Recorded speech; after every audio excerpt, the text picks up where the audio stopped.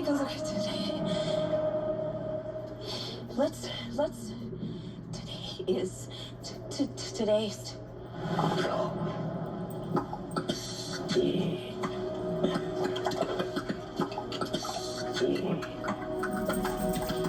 Do you understand what she's saying? I hear it's gibberish. I can't understand it. I can. Oh, okay. That has my attention there. Certainly 9/24. So we're talking about Steven Spielberg's newest film. It's called Disclosure Day. It's in theaters right now. So I'm so excited that, first of all, we're talking about this with you guys on a Monday. Our good friends Kevin and Beau in here to get their take on this movie. It's gotten a lot of playtime because of the fact, you have Spielberg, you have Emily Blunt, you have this really kind of big production value here. And how do you think, well, kind of firstly, describe the plot of it, if you will.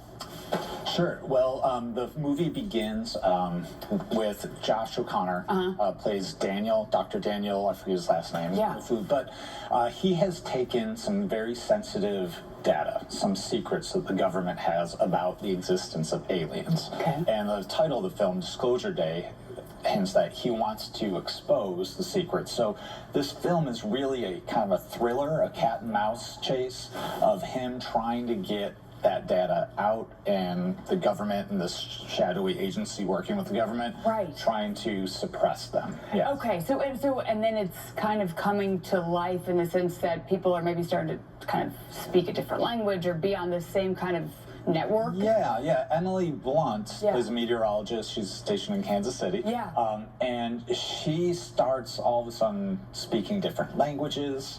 She kind of has the ability all of a sudden to read people's minds. And so there's another part of this movie where she is kind of connected to the extraterrestrial life. And she and Josh O'Connor have to meet up along the way.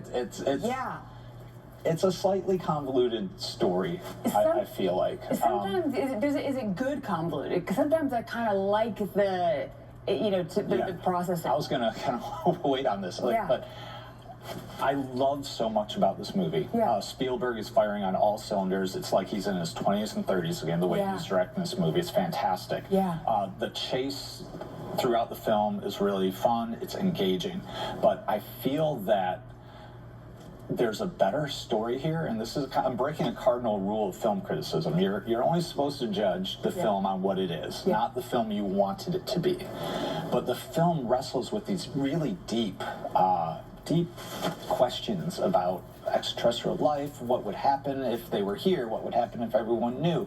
And it's kind of the chase, the movie is the chase to get to that point, and that's it. You know, so when I think about a storyteller has two really important decisions. Where do you start your story? Where do you end your story? And they're saying that the stuff in between is what interests them as a storyteller and what matters.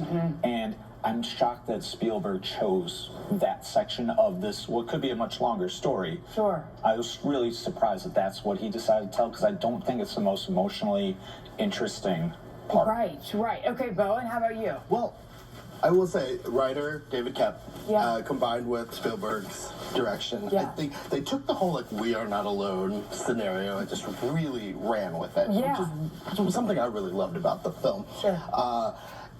It has the movie has a little bit of everything for everybody, and as Kevin was saying before, I think it was a nice return to form for Steven Spielberg. Definitely. I mean, the sci-fi action adventure alien stuff. He does the best with that. Although I rarely dislike Spielberg films, though. But yeah, it's got a little bit of everything for everybody. It's got action, it's got sci-fi, it's got the whole conspiracy theory drama. It's very harrowing at times, it's very tense at times, and so the one negative thing I'm going to say about it is Spielberg always goes E.T. in some of his films, and what I mean by saying that is that there's a scene in a lot of his movies that just gets overly sentimental and sappy. And he really just slaps you in the face with it. Yeah. And I don't know, I kind of feel like it's sort of a betrayal to the audience because he doesn't trust us enough to just feel what is already obviously there. He just has to just punch us in the face with more sappiness. But you know, that's his thing. Yeah. And it's good, and it probably worked in this film better than his other movies. What I really, really want to talk about are the performances by Emily Blunt and Colin Firth. Emily Blunt plays Margaret Fairchild. She's a meteorologist. By the way, there are so many scenes in a news studio that just made us think of you. Like, we were just like, oh look, it's Dan and Jordan and there's Catherine, you know. But whatever, I think it's one of her career bests. Really? Because she there's so much in the trailer that you do not see. The things that she must have had to prepare, and it just the languages and everything. Exactly, and so much more. Just it's a very emotional performance too.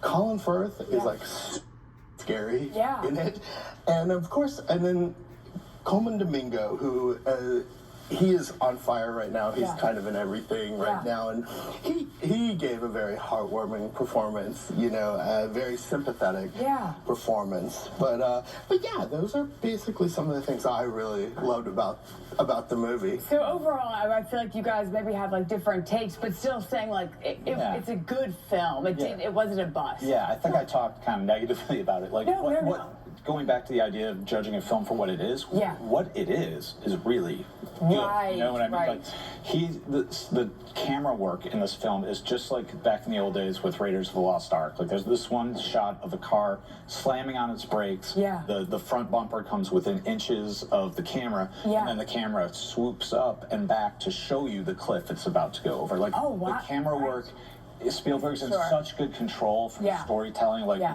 what he wants to tell you and when he wants you to see it. There's so much good about what the film decided to be. Right. I'm excited. I'm looking forward to seeing it. And I think we're talking with you guys in the next hour, right? Yeah. Perfect. Awesome. Looking forward to that too. 9:30. We'll be right back.